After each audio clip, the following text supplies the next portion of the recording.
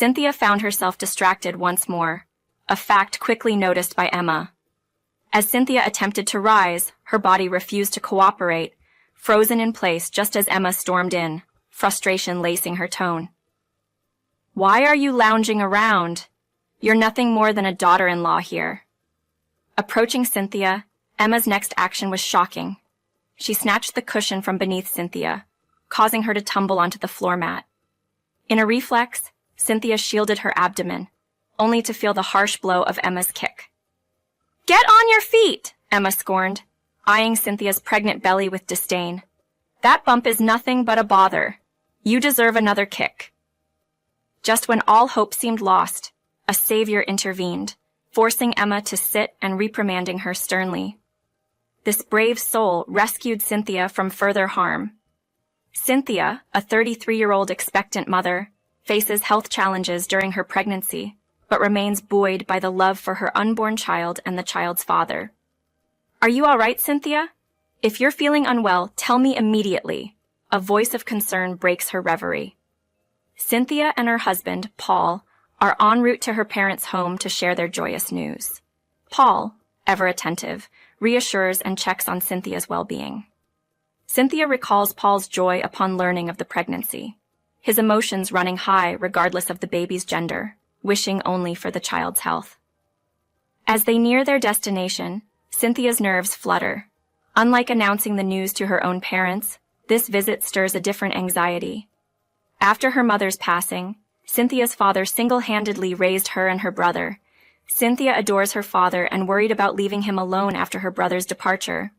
Upon suggesting to her father that they live together, Cynthia was met with an unexpected proposal from him, revealing his plans to remarry. And now, as they arrive at her parents' house, her stepmother welcomes them warmly. "Hello, welcome, Mom. It's been a while." This rewritten version maintains the essence of the original story, while simplifying the language and making it more accessible, extending the narrative to offer a fuller, more rounded portrayal of Cynthia's experiences and emotions. Referring to her as Mom always felt a bit odd to me, especially since she became a part of my life after I had already moved out. Our interactions were few, and her demeanor was starkly different from my easygoing dad's. She was always more on the serious side, making her somewhat tough to get along with. Today, I had big news to share with my family.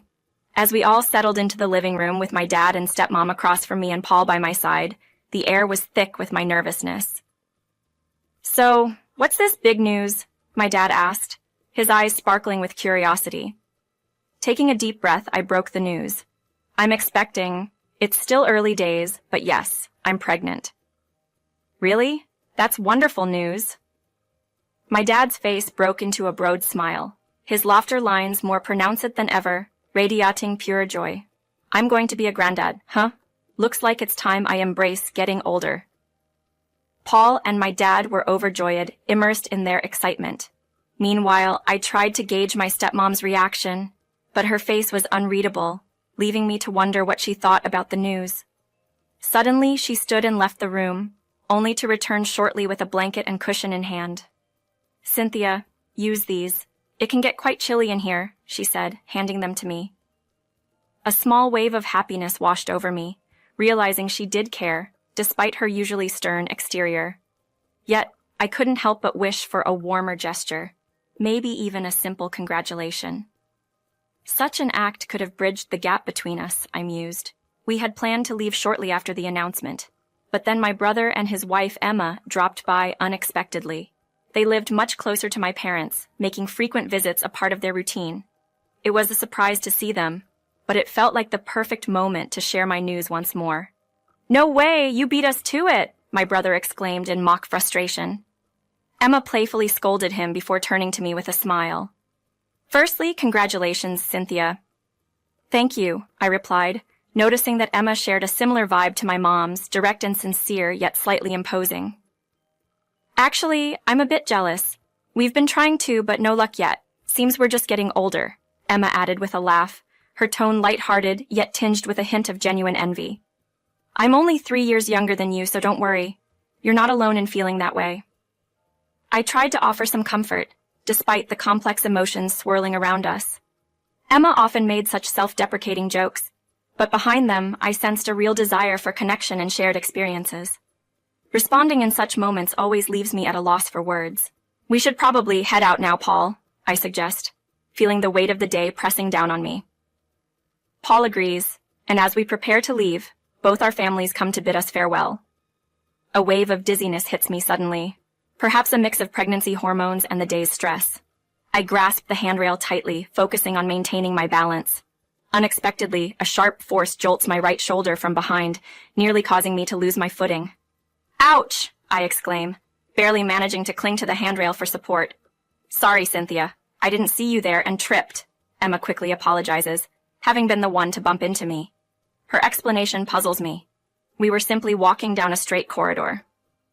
If one were to trip instinctively, wouldn't they reach for the handrail or the person nearest to them instead of bumping into someone else, especially knowing I was pregnant? A shiver of apprehension courses through me, unsettling thoughts creeping in. "Sorry, you don't think I did that on purpose, do you? Please don't look at me that way," Emma adds, noticing my apprehensive glance. Despite my turmoil, I couldn't outright accuse her without any concrete evidence. Perhaps it was just an unfortunate mishap. With a heavy heart, we depart without further discussion. Back home, I ponder over the incident, wondering if my pregnancy is making me overly sensitive. My relationship with Emma has been generally amicable, despite certain challenging aspects of her personality. I try to shake off the uneasy feeling, convincing myself it was merely my imagination at play. However, this incident marked the beginning of several peculiar occurrences that gradually eroded my trust in Emma. The first strange incident involved my personal items at my parents' home being inexplicably discarded. My stepmom reached out to me after discovering familiar-looking clothing in the trash. "I've found some of your clothes thrown out. What should we do with them?" she inquired. I asked her to leave them be until I could examine them myself. Upon inspection with Paul, it was unmistakably my belongings that had been tossed away. Both my stepmom and dad assured me they hadn't entered my room, let alone disposed of my items without my consent. So, who was responsible? The day before the trash was scheduled for pickup, Emma had visited, curiously on her own. As these thoughts raced through my mind, my stepmom offered a silent, knowing look, then voiced a sentiment that seemed to acknowledge the growing tension and suspicion, hinting at an underlying awareness of the situation's complexity. Reflecting on my concerns, I realized it might not have been fair to harbor suspicions without solid evidence. However, the advice was to inquire further, to understand better. What else can I do? I pondered, reluctant to cause any unnecessary drama. Deciding it was best not to overthink, I rationalized that Emma's visit was probably just a friendly gesture. Thankfully, the following period was smooth sailing. My pregnancy progressed healthily, and as I entered the 7 months, I felt more stable and stronger physically. Since Emma and I hadn't crossed paths in some time, my worries about her faded away. Then, an invitation from my dad came, suggesting Paul and I visit during the local festival, a tradition that brought our family together each year amidst the festivities. He mentioned that all our relatives, excited by the news of my pregnancy, were looking forward to seeing us, though he stressed the importance of prioritizing my health. Despite the challenge of standing for extended periods with my expanding belly, Paul and I decided to join the celebration. Our family's warm welcome and the shower of congratulations made me more active than I probably should have been. "You seem to be moving quite a bit. Isn't that uncomfortable for you?" my stepmom observed. Noting the tightness in my belly, I hadn't realized myself. Acknowledging her concern, I agreed to take it easy, and she guided me to a room with a mattress, suggesting I rest. The distant murmur of the celebration lulled me into a state of near sleep until a sudden tap on my head startled me awake. It was Emma, her expression stern, chiding me for resting when everyone had gathered to see me. Without waiting for my response, she pulled me back into the midst of our relatives. Caught in the circle of family, I couldn't express my need to rest and instead forced myself to smile and stay on my feet. However, my discomfort grew, and each attempt to excuse myself was thwarted by Emma, who insinuated that my desire for solitude was a sign of disdain for the gathering. Faced with such accusations, I felt trapped, unable to excuse myself without seeming rude, all the while feeling the strain on my health and the well-being of my unborn child. In an attempt to find a moment's peace away from the relentless scrutiny, I took advantage of Emma's brief absence to the bathroom to retreat to a quieter room. Desperate for rest, yet wary of further confrontation, I settled for sitting on a cushion I had brought with me, rather than lying down.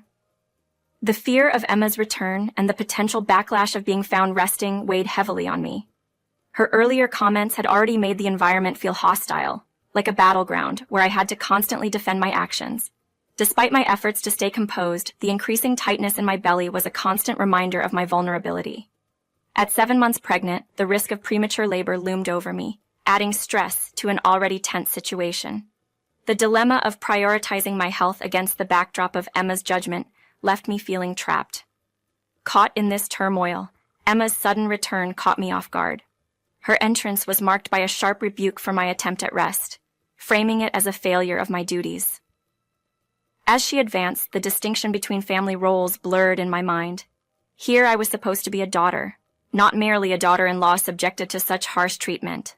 Her actions escalated quickly, snatching the cushion from beneath me and causing me to fall. Instinctively, I protected my abdomen, a move that thankfully mitigated the impact of her kick, which was aimed maliciously at my belly but instead hit my hands. Her threatening posture and the looming second attack filled me with dread. Hindered by my condition and the shock of her aggression, my movements were painfully slow. Emma's impatience only added to the tension, her disdain palpable as she prepared to strike again. It was in this moment of desperation that a commanding voice halted the assault. My mother, with a look of fierce determination, intervened, positioning herself between Emma and me. Her concern was immediate, her questions rapid, as she assessed any potential harm to me and the baby. Despite my assurances that I was mostly unharmed, save for a minor scrape, her insistence on checking for herself was a comforting reminder of her protective presence.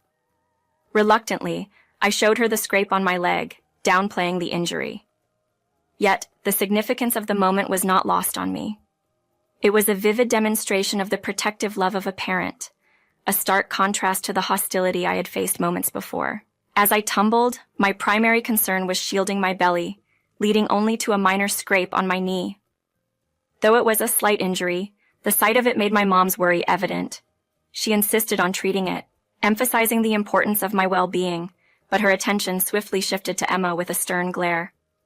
"Emma, take a seat over there," she commanded with such authority that Emma complied, her face drained of color. My mom then raised her voice, calling out Emma's actions, which sliced through the tension-filled room. Emma tried to justify her behavior, claiming she was merely adjusting the cushion, a feeble excuse that didn't hold up under scrutiny. It was clear to everyone that there was no need to straighten a cushion that was in use, rendering her explanation implausible. I chimed in, unable to hold back my disbelief at her rationale. Emma, unrepentant, continued to argue her case, seemingly unconcerned about the potential consequences of her actions. It was apparent she intended to deflect blame, suggesting my fall was due to my own clumsiness rather than her interference. The gravity of the situation weighed heavily on me, the risk to my unborn child if I hadn't acted to protect us both haunting my thoughts. I was at a loss for words, my emotions tangled, as Emma smugly suggested we move past the incident, using the need to replenish drinks as an excuse to leave the confrontation behind. As she stood to leave, a sense of urgency overcame me. The thought of her actions going unchallenged, especially after endangering my baby, spurred me into action. "You kicked me," I found myself saying, causing Emma to pause and turn back in surprise. "What are you talking about, Cynthia?" she responded, feigning ignorance. "You did kick me, Emma. Whether you meant to pull the cushion or not, you aimed for my belly," I asserted, my voice stronger despite the turmoil inside. Emma's approach changed as she came back towards me, her demeanor shifting to one of flustered defense. It was a pivotal moment, forcing everything into the open, challenging the pretense of innocence she had tried to maintain. The confrontation was no longer just about a misunderstanding or an accident. It was about acknowledging the seriousness of her actions and the potential harm they could have caused. In the heat of the moment, the tension escalated as Emma attempted to silence me by covering my mouth. I teetered on the edge of losing my balance, but my mom was quick to offer her support, keeping me steady. Her sharp glance towards Emma was enough to make her halt in her tracks, retreating a few steps before sitting down again at my mom's calm directive. As the confrontation unfolded, Emma played the victim, tears streaming down her face, claiming my accusations were the result of pregnancy-induced oversensitivity and delusions. Her ability to manipulate the situation with her words and emotional display put me at a disadvantage, lacking concrete proof to support my claims. The fear of being overshadowed by Emma's narrative left me feeling helpless, contemplating a future overshadowed by unresolved tensions. However, a sudden movement from my belly, a kick from my unborn child, reignited my resolve. It reminded me of the strength I needed to muster not just for myself, but for the well-being of my baby. Drying my tears, I stood firmer, more determined than before. Emma, your actions have been consistently harmful towards me, from discarding my belongings to physically bumping into me, and now not allowing me any rest today. All these are not figments of my imagination, I stated with newfound clarity. Emma's shock at my assertiveness was evident, but I pressed on, refusing to let her disbelief deter me. Calling these incidents delusions is nothing short of shameless. I took a deep breath, facing Emma's mounting fury head-on. Raising your voice or using your words to intimidate might have worked before, but not against me, not now. I am protecting not just myself, but also the life growing inside of me, I affirmed, touching my belly as a reminder of the strength it gave me. Emma's anger was palpable, her readiness to retaliate clear, but the fear that once gripped me had dissipated. In that moment, I stood not just as a victim of her bullying, but as a mother-to-be, determined to safeguard the well-being of my child above all else. The tension in the room had reached its peak, and I found myself unable to hold back any longer. "Come at me if you dare," I challenged, bracing myself for what might come next. But what unfolded was completely unexpected. My mom suddenly burst into laughter. Both Emma and I, caught off guard, froze in place. After catching her breath, my mom shared an old saying, "A cornered mouse will bite the cat," then turned her attention to us with a more serious demeanor. "Emma, do you have anything else to say?" she inquired, after pointing out the absurdity of the situation. Emma tried to dismiss my accusations as nonsense, but Mom countered by stating her trust in her own observations rather than hearsay. It was then revealed that she had witnessed the entire ordeal, including the moment Emma demeaned me while yanking the cushion away. The realization that my mom had seen everything from start to finish left me speechless. Her subsequent apology for the shock this revelation caused me only underscored the gravity of the situation. Emma, realizing she had been caught in her lies in front of a witness, turned a ghostly shade of white. My mom then expressed her concerns about Emma's behavior towards me, admitting her hesitation to intervene without concrete evidence. But now, with everything laid bare, she commended me for standing up for myself, affirming her support in a moment that solidified our bond. In the aftermath, an emergency family meeting was convened, leading to the decision to sever ties with Emma. My mom took on the responsibility of coordinating visits to avoid any further encounters. My brother, confronted with the truth, was apologetic, recognizing the distress caused by Emma's actions, which were rooted in her own struggles with infertility. While I couldn't bring myself to forgive her, I did feel a twinge of sympathy for her situation. The birth of my child marked a new beginning. Paul's tears of joy and dedication to our newborn, despite his inexperience with everything but breastfeeding, filled me with love and gratitude. The challenges leading up to this point were significant, but I was aware that parenting would bring its own set of trials. This incident drew my mom and me closer together, ensuring that I had a solid support system moving forward. With their help, I was determined to provide a loving and nurturing environment for our child, embracing the journey of motherhood with all its joys and challenges.